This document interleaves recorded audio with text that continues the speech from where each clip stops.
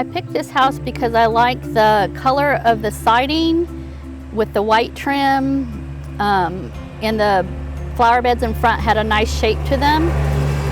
And even though it's updated, it still has that vintage feel, and that's what I think is beautiful about Zionsville, is the vintage buildings that are well maintained with beautiful gardens.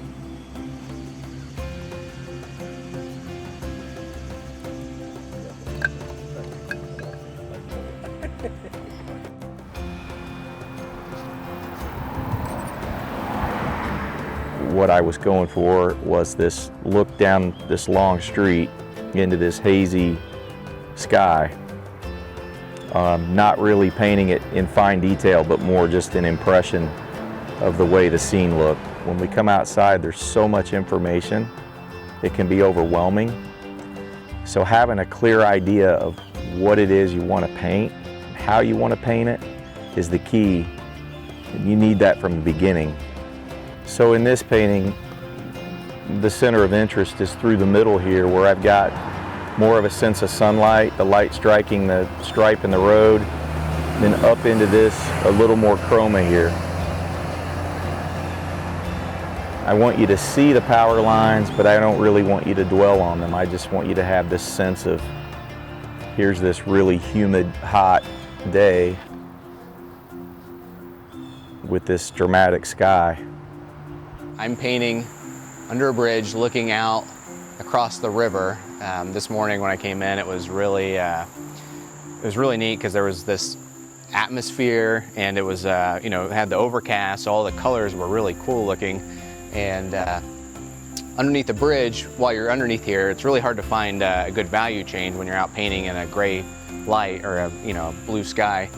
So I'm standing here looking out from underneath the bridge, so you have this really dark over top of you and surrounding you, and you're looking out into the light, and then since you're looking across the river at the trees on the other side, you have this dark backdrop as well. So you have like this dark foreground, this mid-ground that's lit up just from this, the overcast, and it's really pretty, and it has this kind of like twinkle to it, and then it has this blue, hazy depth behind it, and it just makes for an interesting painting.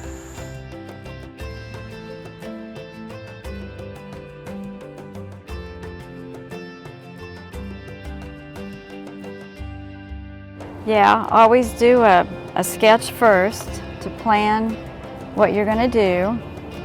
Saves time on your in the future, because if you make a mistake on a big surface, it's harder to correct than on a small surface like this.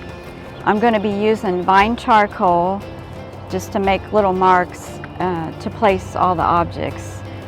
And I'm going to just make this is square, so I'm just going to start placing things and start deciding what you're going to put in there.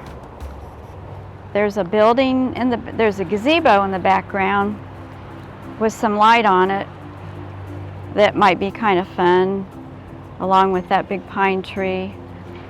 Or I could even make up something and move the pine tree over where that part of that house is showing.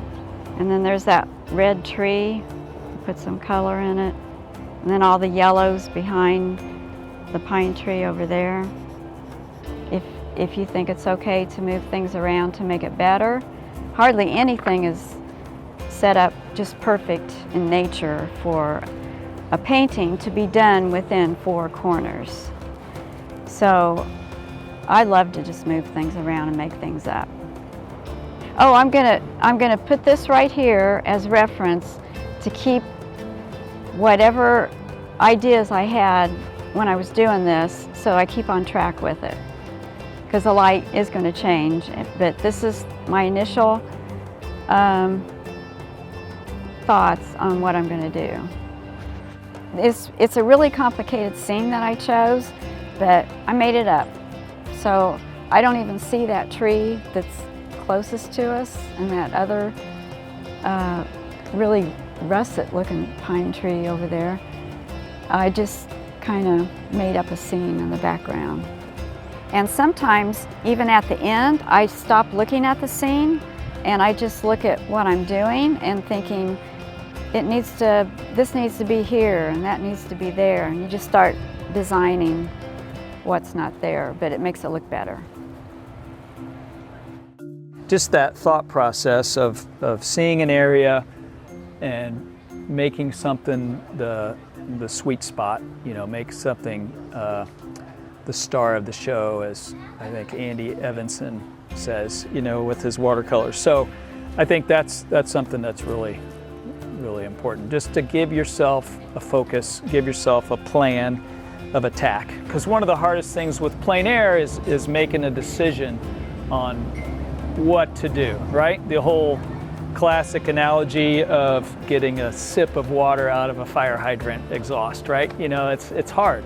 As artists, you need to learn, and part of learning is seeing, so paint what you see, but then as you know things, you want to paint what you know also to help what you see be a little bit better. And then the third level was to paint what you want to see. And so I thought it's like, I got to put that to memory and use it. So it's been something to go with. Yeah. So.